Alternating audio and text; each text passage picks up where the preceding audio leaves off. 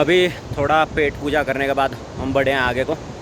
मैं अंकल से कह रहा था, रेस्टोरेंट वाले अंकल से, मैंने कहा हम रामबाड़ा की तरफ जा रहे हैं।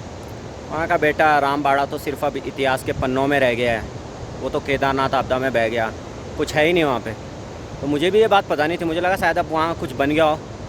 तो लेकिन जब मैं थोड़ी आगे आया तो मुझे दिख गया कि नदी ने कितनी तबाही मचाई थी। आपको मैं दिखा देता हूँ यहाँ से किस तरीके का नज़ारा लग रहा है। कुछ इस तरीके का नज़ारा है, वहाँ सामने देख सकते हैं आप,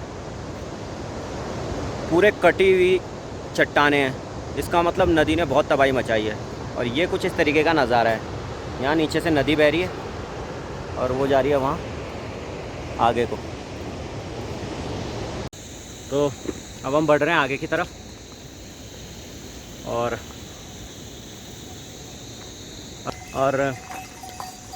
आगे का मंजर कुछ ऐसा है कि आगे बिल्कुल खड़ी चढ़ाई है, 5 किलोमीटर की खड़ी चढ़ाई। और ये सबसे डिफ़िकल्ट पार्ट है इस यात्रा का।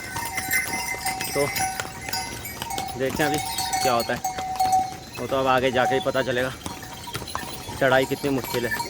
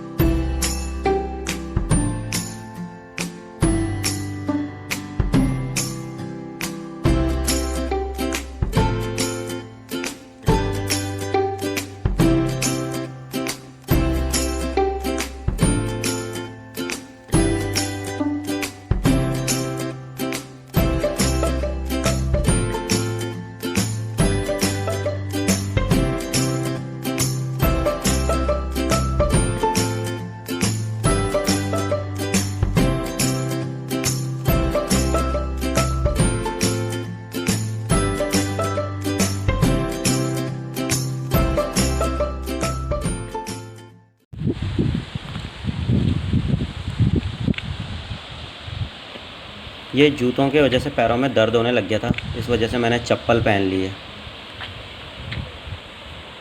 इस टाइप की चीज़ें आपको काफ़ी जगह दिख जाएंगी।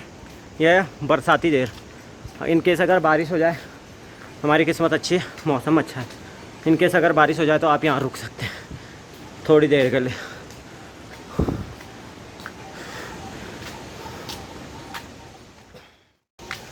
अब थोड़ा प्लेन आया है, चढ़ाई चढ़ते चढ़ते हालत ख़राब हो गई थी।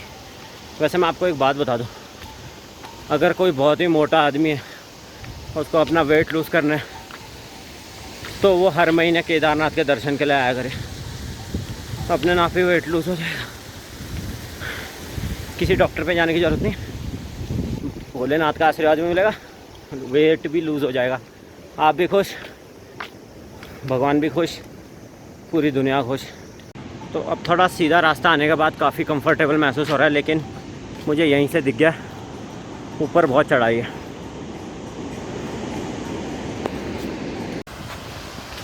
ये लीजिए एक और खूबसूरत सा वाटरफॉल आपकी खिदमत में हाजिर है। ये देखिए कितना खूबसूरत है ये। मैंने कहा था ना आपको ऐसे हज़ारों वाटरफॉल्स मिल जाएंगे।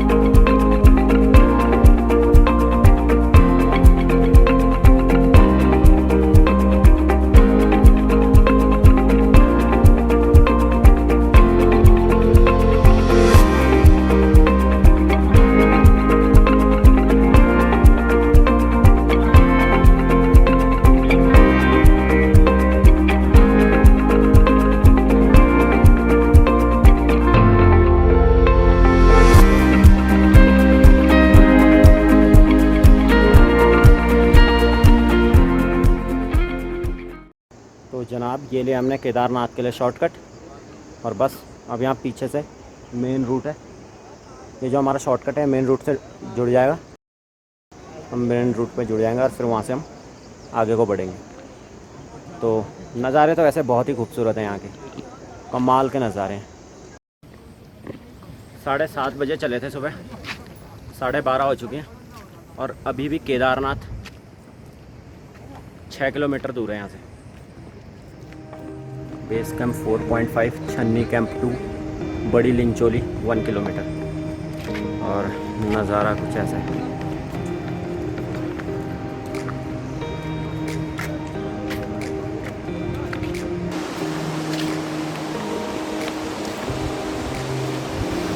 तो जनाब ये देखिए एक और झरना आपकी खिदमत में हाजिर है, और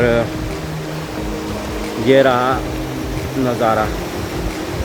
बेशब्द हूँ मैं इन नज़ारों के आगे, कुछ कह ही नहीं सकता हूँ, बिल्कुल खामोश।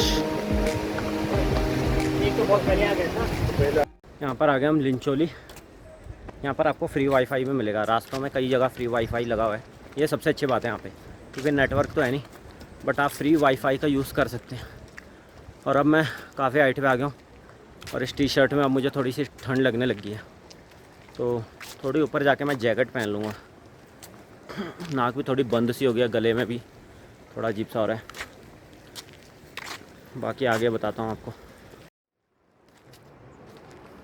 तो ये लिंचोली में कुछ लोगों के मकान हैं, कुछ लोग यहाँ टेंट में रहते हैं, कुछ मज़दूर हैं जो बाहर से आए हैं यहाँ काम करते हैं, वो भी यहाँ कुछ टेंटों में रहते हैं, कुछ मकानों में रहते हैं।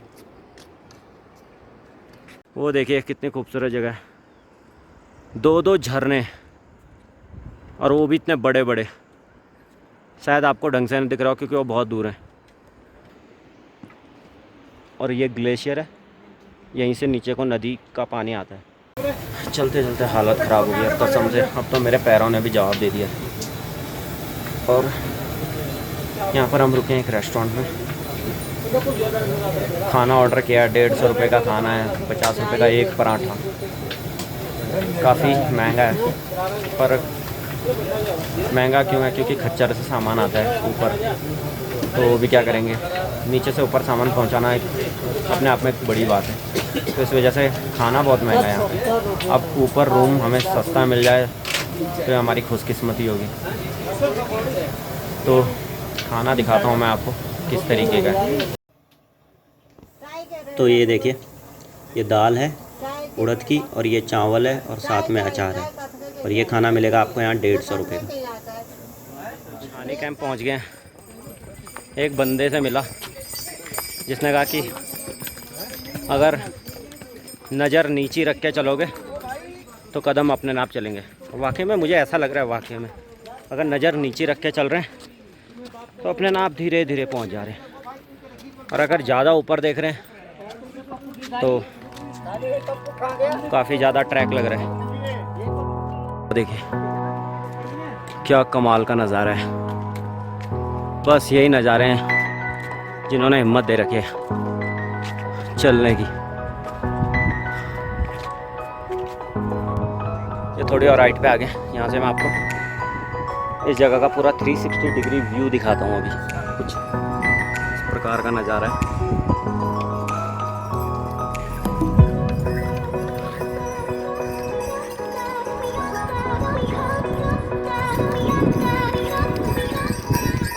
सच कहूँ यहाँ आते आते मेरी हालत ख़राब हो गई है, पर आपको मैं एक कमाल की चीज़ दिखाता हूँ जिसको देखने के बाद थोड़ा दिल खुश हुआ। वैसे अब 2-3 किलोमीटर बचा है, पर वो 2-3 किलोमीटर ऐसा लग रहा है कब निकलेंगे। तो ये रहा वो ग्लेशियर, लोग यहाँ पर फ़ोटो खिंचवा रहे हैं, अभी हम भी खिंचवाएंगे। और ऐसा ही ग्लेशियर सेम ऊपर है। पहले ग्लेशियर बहुत ज़्यादा बर्फ़ से ढका रहता था, ये रहा वो ग्लेशियर, ये पिघलता रहता है और वहाँ से पानी टपक टपक के नीचे को बहता है। पहले बहुत बड़ा हुआ करता था, ये देखो इसका आधा हिस्सा टूट के नीचे गिरा हुआ है और आधा हिस्सा ऊपर है, और ये काफ़ी हाइट तक है।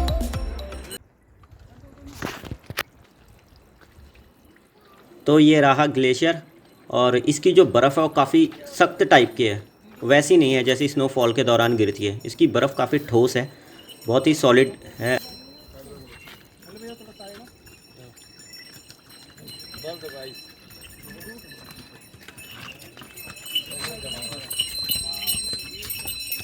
इसके नीचे ये गुफा टाइप का कुछ बना हुआ है, जहाँ पर पानी टपक टपक के एक धारा बन रही है, और वही पतली सी धारा नदी में जाके मिल रही है। अभी पीछे एक ग्लेशियर देखा, अब थोड़ी दूर चले थे कि आगे एक और ग्लेशियर आ गया। पता है मैं दूर से इसे क्या सोच रहा था कि लैंडस्लाइड है, लेकिन पास आके लग रहा है ये बर्फ़ जैसा क्या गिरा हुआ है इसमें। तब पता चला कि ये तो ग्लेशियर है।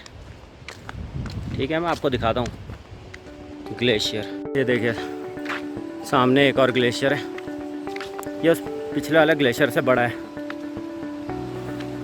मगर अफसोस हम वहाँ जा नहीं सकते।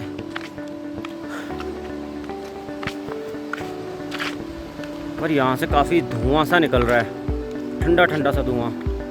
यही ग्लेशियर से जब पिघलते हैं तो ऐसी छोटी छोटी नदियाँ बनती हैं इस तरीके की, और यही ऐसी सैकड़ों नदियाँ जब बनती हैं, छोटे छोटे धारे, नदी नहीं बोल सकते हैं, तो यही जो धारे हैं ये मिलकर बनाती हैं नदी।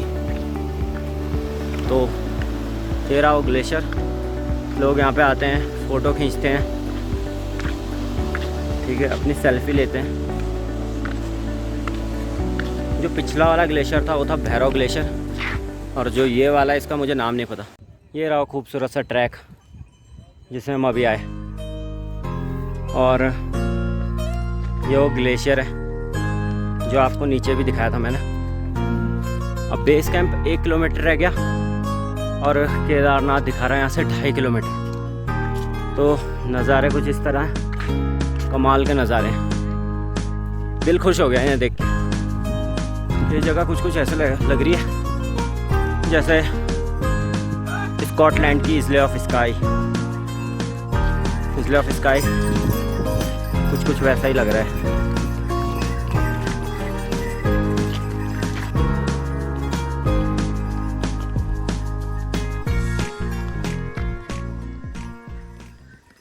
करीब 1.5 किलोमीटर रह गया है केदारनाथ।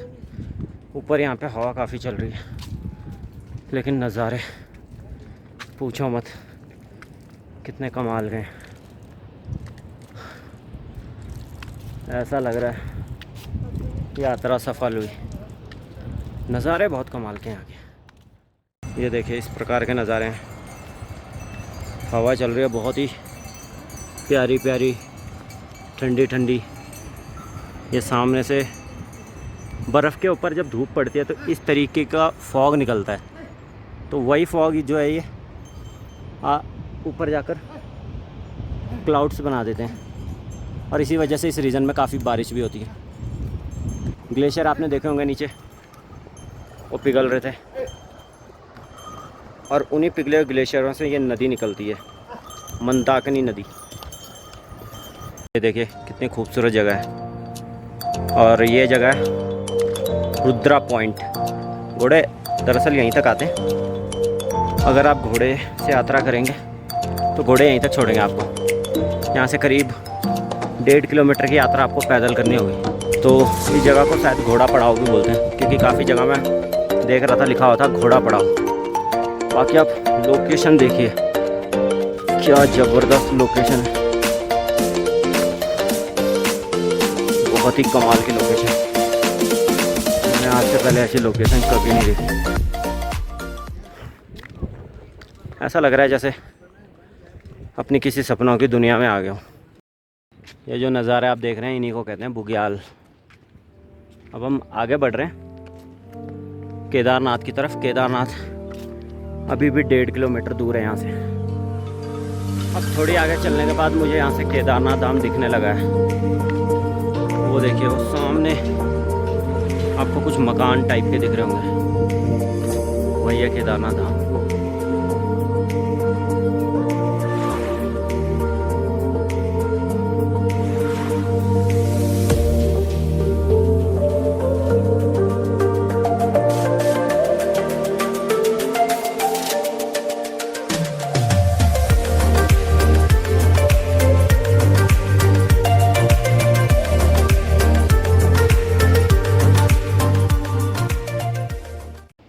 फाइनली हम बस पहुंच ही गए हैं केदारनाथ। तो सुबह 7:30 बजे से चले थे और अब पहुंच रहे हैं हम 4 बज चुकी हैं। तो काफ़ी टाइम लग गया है। जो लोग कह रहे थे कि 4 घंटे में पहुंच जाओगे, 5 घंटे में पहुंच जाओगे, तो मैं एक बात आपको क्लियर है बता दूं, अगर आप खच्चर से आ रहे हैं हो सकता है आप इतने टाइम में पहुंच भी जाओ, लेकिन अगर आप पैदल आ रहे हैं तो इतने टाइम में पहुंचना बहुत ही मुश्किल है। ये सामने हेलीपैड है, अगर कोई हेलीकॉप्टर से आना चाहता है तो आ सकता है। उसका हेलीपैड यहीं है। ये रहा सामने मंदिर। मतलब जो थकान थी सब उतर गई। बहुत खुशी हुई मंदिर देख के। अब महसूस ही नहीं हो रही थकान है। होटल भी केदारनाथ पहुंच गया हूँ और ये मेरे पीछे देख सकते हैं आप, केदारनाथ भगवान का मंदिर है। जय भोलेनाथ। और यहीं पास में हमने रूम ले लिया है, ये वाला होटल बिल्कुल पास में ही है। तो ज़्यादा दूर नहीं है, सब कुछ बढ़िया है। ईश्वर की कृपा से सब कुछ बढ़िया हो गया। बस ये है कि थोड़ी थकान लग गई है और जल्दी यहाँ पे आरती शुरू होने वाली है। और हमने कहा थोड़ा आरती देख लेते हैं, जिसके लिए इतनी दूर से आए हैं, भगवान के दर्शन कर लेते हैं। और बस बाकी यहाँ पे मास्क लगाना कंपलसरी है, क्योंकि अगर आपने यहाँ मास्क नहीं लगाया तो पुलिस वाले आपका चालान बना देंगे 100 रुपये का। 100 रुपये का चालान काट देंगे। तो उससे बेटर है आप मास्क लगा के रखें। तो ये रहा केदारनाथ का फेमस मंदिर और ये समुद्र तल से 12,000 फीट की ऊंचाई पर है। और इस मंदिर को पांडवों ने बनवाया था महाभारत के युद्ध के बाद। और ये मंदिर डेडिकेट है लॉर्ड शिवा को। तो पंच केदारों में ये मंदिर सबसे बड़ा मंदिर माना जाता है। और आरती का कुछ ऐसा सिस्टम है, जो आपको सामने मंच दिख रहा है जहाँ पर काफ़ी लोग खड़े हैं, तो उसी मंच पे चढ़ के आप भगवान के दर्शन कर सकते हैं। अंदर जाना किसी को भी अलाउड नहीं है, सिर्फ जो यहाँ के लोकल्स हैं, जिनके यहाँ पे होटल्स वगैरह हैं या जो मंदिर के पुजारी हैं, वही अंदर जा सकते हैं। बाकी अंदर जाना किसी को भी अलाउड नहीं है। अब हम जा रहे हैं थोड़ा मार्केट घूम के आते हैं। अब हम मार्केट की तरफ जा रहे हैं। ये रहा यहाँ का मार्केट और दुकानें काफ़ी हैं, पर उतनी नहीं हैं जितनी आपदा से पहले थी। आपदा से पहले तो ये जगह है ये इतनी भी चौड़ी नहीं होती थी, लेकिन आपदा आई और ये जगह काफ़ी अच्छी हो गई। अब लोगों को अब महसूस हुआ कि ओवर क्राउडिंग नहीं करनी चाहिए।